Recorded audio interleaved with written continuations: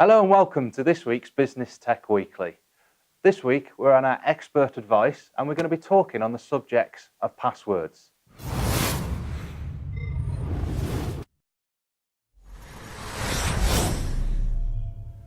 Welcome to John Paul, who's the founder of D2NA.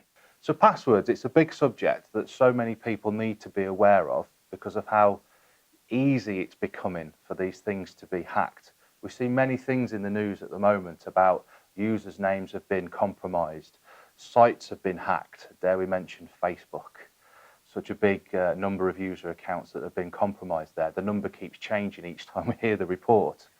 But I read something quite interesting the other day that concerned me, and maybe we could just discuss this in a bit more detail. A lot of people have used Facebook to authenticate or log into or access other applications or other websites, which leads me to ask the question of, how secure are passwords and how do we make them more secure? Well, I think it's an important point there, Tim, and that is that people are now using Facebook and other social media in order to be able to link their account to merchant sites. Now, that is great for the person involved. It makes things a lot more streamlined. They're able to not have to remember all of their details. And this is where their companies are being clever. They're picking up on the concept. People are having too many passwords, and they're trying to make it more streamlined, easier to log back in. So as a result, the passwords now are more focused on, say, Facebook, as the example that you've given. Now, the password that somebody might use for Facebook might not have changed over the years. And this is where the first problem occurs. And that is somebody who's created an account with another company from 10 years ago, and that company has been breached. All of their passwords, all of the user information from that site 10 years ago is now available to the public. If a person has not changed that password in the last 10 years and they're using it on multiple sites, then Facebook or other companies, maybe they haven't been breached, but as a hacker, it's quite clever. You just take the password that they've used in the past and try it now, and who knows, you might get lucky. And if they do, there we go. So if I've got the password that I'd used on Facebook all those years ago that was still the same, that's now out in the ether, so a hacker could get hold of that. If I'd used that same password, because you've got so many other things to remember, on other websites, they could then compromise those websites by using the tools that hackers can use. So how do we prevent those sort of things from happening then, especially in a business environment? Well, I think there's two factors. One is that we can look at making sure the passwords are longer, more complicated. But then you're going to say, hang on a moment, JP, how am I supposed to remember these really long, complex passwords? And we need to make sure each password is unique for each place that it's used. So not only are we talking long and complicated, we're now talking multiple.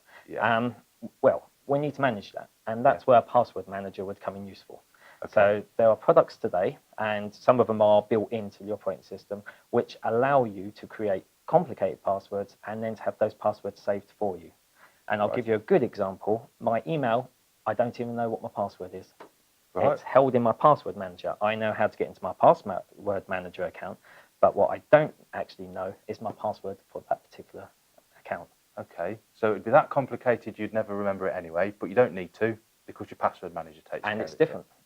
Okay, so what about multi-factor authentication then? Do you still see that as a benefit to people? Oh, for sure, because there's now another complex problem, and that is how do you manage the password manager? Yes, of course. We need to be extra secure with the passwords that we do want to remember. So how do I get into it, and then making sure that it is me that's doing it? And one thing that is very hard to do, and that is obtain a device or a second means of being able to access that information. Let me give you an example, a text message. If you have to type in a password given to you in a text message, as well as remembering the password from the site. So two-factor authentication, multiple authentication, these systems work. Okay, so a combination of password manager that you log into using a secure device or something that gives you a password that's unique to log into that gives you those extra layers of protection. Indeed. Okay. And I just wanted to put one last point on, and that is the concept of a simple password. People have been using not just old passwords, but they've also been using simple passwords. So looking back over some of the more recent security visits we've done, being able to guess, which a machine can do thousands per second, it can guess simple passwords.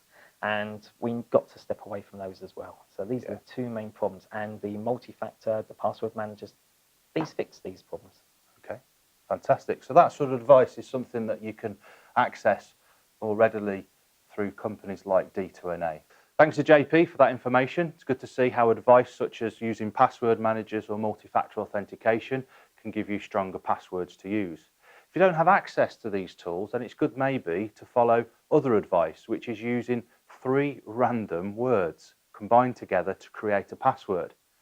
There's plenty of tools that we've used to test these. One's a website where it can actually give you an idea of how long it might take for certain passwords to be compromised.